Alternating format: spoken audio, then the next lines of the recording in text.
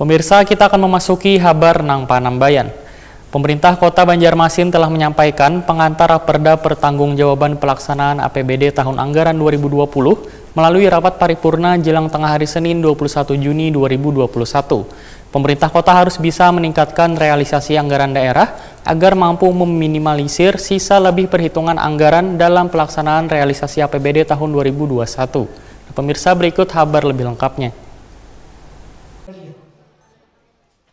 Pemerintah Kota Banjarmasin telah menyampaikan pengantar rancangan peraturan daerah pertanggungjawaban pelaksanaan APBD tahun anggaran 2020 melalui rapat paripurnaan yang dipimpin Wakil Ketua DPRD Banjarmasin Muhammad Yamin, didampingi Wakil Ketua DPRD Banjarmasin Matnor Ali F, Wan Tugiatno dengan dihadiri 41 anggota DPRD Banjarmasin, Jua PJ Wali Kota Banjarmasin Ahmad Fidayen, beserta Kepala Wan Perwakilan SKPD di lingkup pemerintah Kota Banjarmasin. Jelang tengah hari Senin 21 Juni 2021, pengantar rancangan peraturan daerah pertanggungjawaban pelaksanaan APBD tahun anggaran 2020 ini pun mendapat tanggapan Ketua Komisi 2 DPRD Banjarmasin Muhammad Faisal Haryadi. Jelang tengah hari Kamis 24 Juni 2021, menurut politisi Partai Amanat Nasional ini, pemerintah kota harus bisa meningkatkan realisasi anggaran daerah agar mampu meminimalisir sisa lebih perhitungan anggaran dalam pelaksanaan realisasi APBD tahun 2021, dikarenakan silpa di tahun 2020 lalu dinilai masih besar, yaitu 6%. Paling kada di tahun 2021 ini silpanya bisa di bawah 5%. Muhammad Faisal Haryadi mengakui bila ada penurunan silpa dari tahun ke tahun,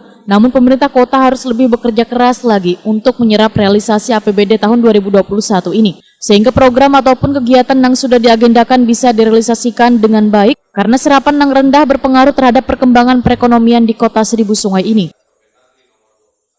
Jadi kami berharap bahwa silpa yang sudah dilaporkan PJ Wali Kota kemarin itu bisa lebih banyak ditekan lagi dengan harapan nanti di 2021 perencanaan lebih matang lagi.